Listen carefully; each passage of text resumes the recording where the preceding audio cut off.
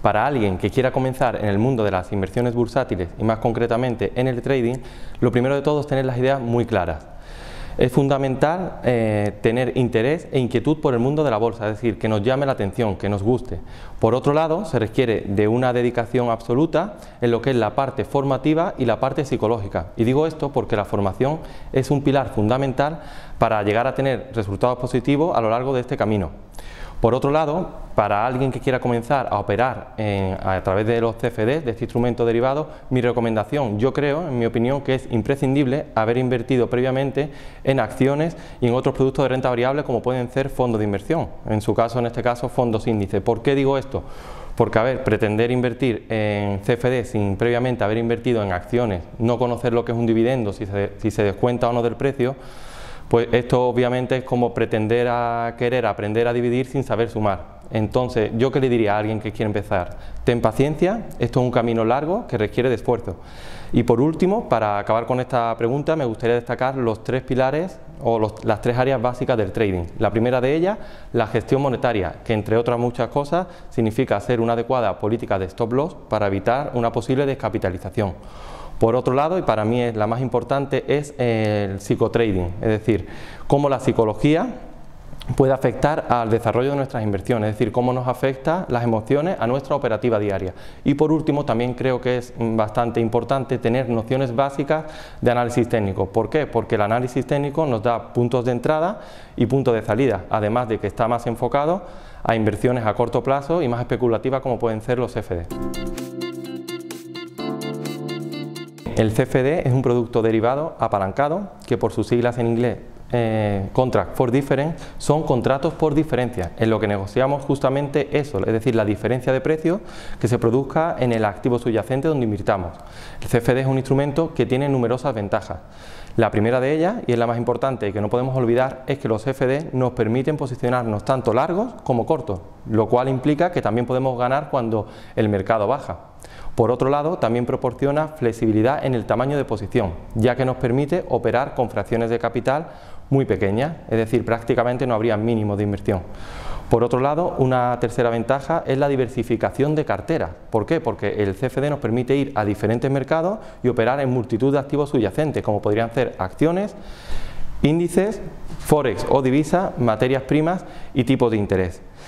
Por otro lado, la gran ventaja que tienen los CFD es que no tienen vencimiento, y esto que implica que el inversor puede cerrar la posición cuando lo desee.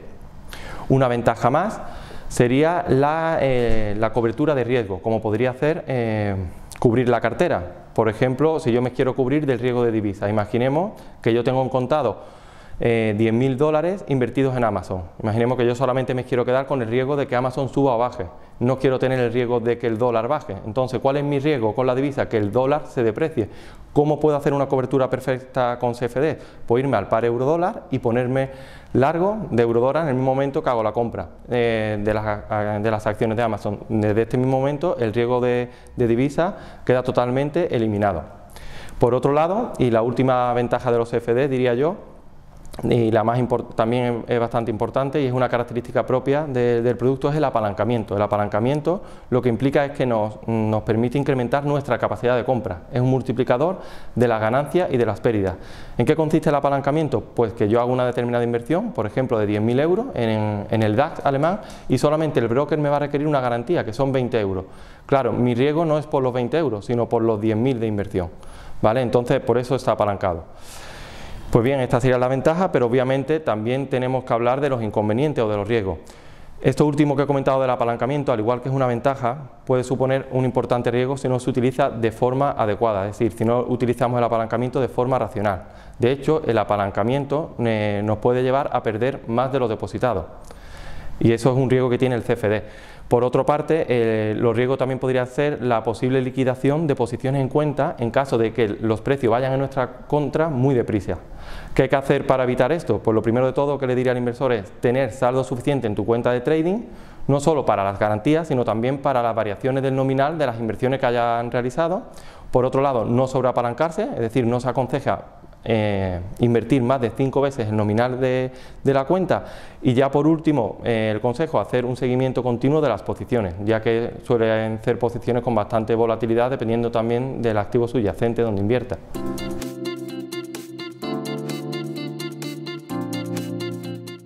De acuerdo, hay varias figuras de cambio de tendencia. Por un lado tendríamos el doble suelo, triple suelo y hombro, cabeza, hombro invertido para cambio de tendencia de bajista a alcista.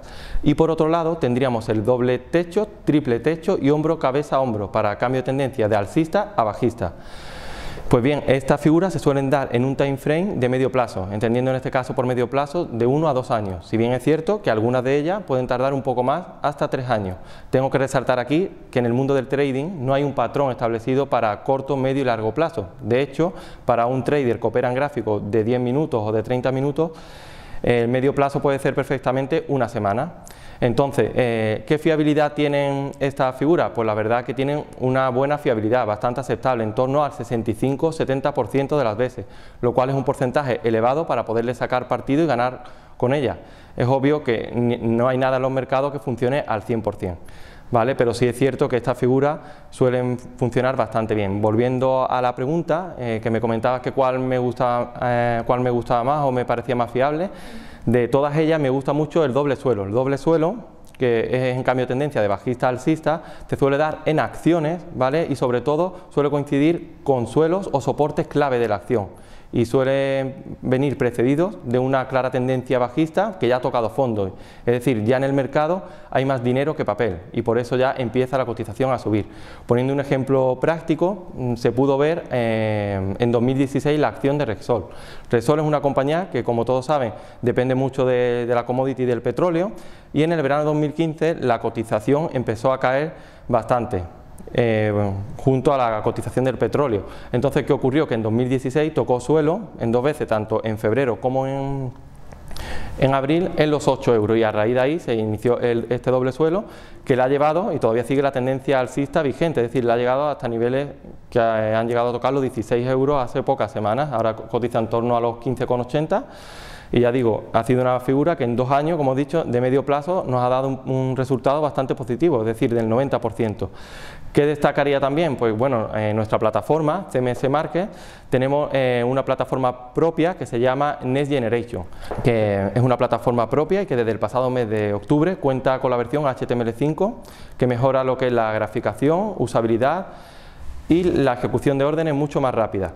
Esta plataforma, lo que yo destacaría es la versatilidad, es decir, puede llegar un inversor muy novato o un trader profesional, está adaptada a ello. Además, cuenta con numerosos premios. Y una de las herramientas bastante importantes y potentes que tiene nuestra plataforma es el radar de figuras técnicas, que carga todo el análisis técnico de los distintos instrumentos en distintos time frames.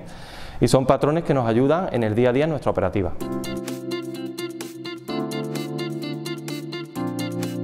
Pues bien, yo destacaría varios factores. De los más importantes, la formación y el conocimiento, que sin duda van de la mano. Esto es una carrera de fondo.